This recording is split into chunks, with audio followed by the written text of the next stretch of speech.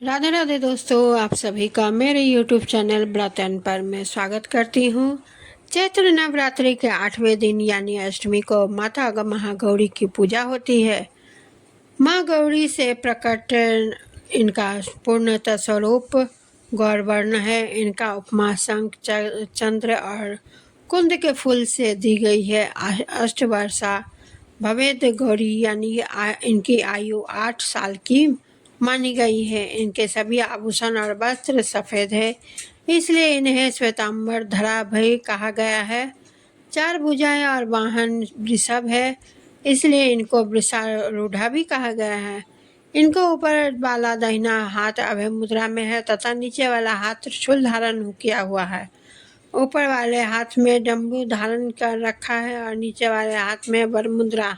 माँ गौरी का नाम महागौरी कैसे पड़ा, ये जानते हैं। इस कठोर माँ गौरी जब माता पार्वती के रूप में महादेव से विवाह करने के लिए कठोर तपस्या कारण इनका शरीर एकदम काला पड़ गया। इनकी तपस्या से प्रसन्न और संतुष्ट होकर जब भगवान शिव ने इनके शरीर को गंगा जी के पवित्र जल से मलकर धोया तब यह विद्युत प्रभा के समान अत्यंत कांतिमान गौर हो उठा। तभी से इनका नाम महागौरी हुआ। महागौरी पूजा की विधि अष्टमी के दिन सुबह जल्दी उठकर स्नान आदि से निर्मित हो सफ़ेद रंग के वस्त्र धारण करें। पूजा स्थान पर गंगा जल छिड़क कर उसे पवित्र करें। हाथ में जल लेकर आचमन करें और दीप प्रज्वलित करें। महागौरी का ध्यान करते हुए इस मंत्र का उच्चारण भी करें। श्वेते वृषे समारूढ़ा श्वेताम्बरधरा शुचि महागौरी शुंभ तदादन महादेवा प्रमोददा। वस्त्र और श्रृंगार माँ को सफ़ेद या गुलाबी वस्त्र अर्पित करें। माँ को सफ़ेद फूल को चढ़ाए और अच्छा चढ़ाए। धूप दीप और घी का दीपक जलाकर माँ की आरती की तैयारी करें। प्रिय रंग माँ को सफ़ेद प्यारा है और गुलाबी। प्रिय पुष्प मोगरा चमेली या सफ़ेद फूल। और प्रिय भोग नारियल या नारियल से बनी मिठाई। माँ गौरी को नारियल का भोग लगाना अत्यंत शुभ माना जाता है।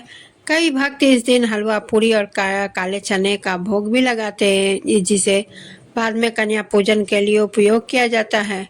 अष्टमी के दिन कन्या पूजन का विशेष विधान है। 2 से 10 साल तक की नव कन्याओं को घर में बुलाकर उनके पैर धुलाए, उन्हें भोजन कराए। भोजन में उन्हें हलवा पूरी उपहार देकर उनका आशीर्वाद ले। उन्हें साक्षात माँ का स्वरूप माना जाता है।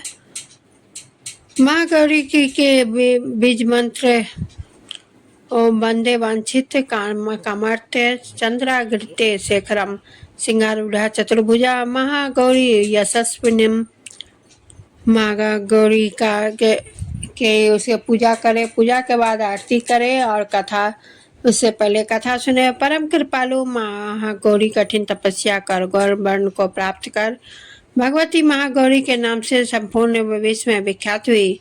पौराणिक कथा के अनुसार भगवान शिव को पति रूप में पाने के लिए इन्होंने हजारों सालों तक कठिन तपस्या की थी, जिसके कारण उनका रंग काला पड़ गया था।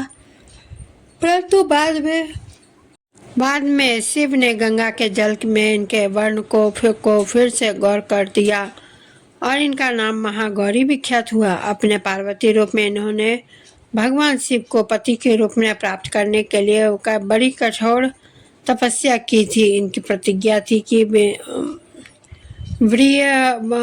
वरदंग शंभु नान्यं देवं महेश्वरतं।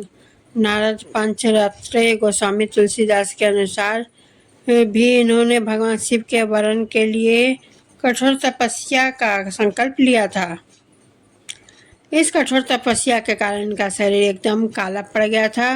इनकी तपस्या से प्रसन्न और संतुष्ट होकर जब भगवान शिव ने इनके शरीर को गंगा जी में पवित्र जल से मलकर धोया तब इन्होंने विद्युत प्रभा के समान अत्यंत कांतिमान गौर हो उठा। तभी से इनका नाम महागौरी पड़ा।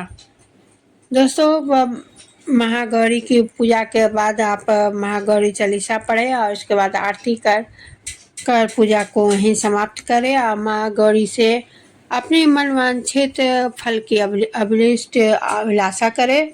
और इसी के साथ मैं विदा लेती हूँ। उससे पहले मेरे वीडियो को लाइक करें, शेयर करें और चैनल को सब्सक्राइब करें।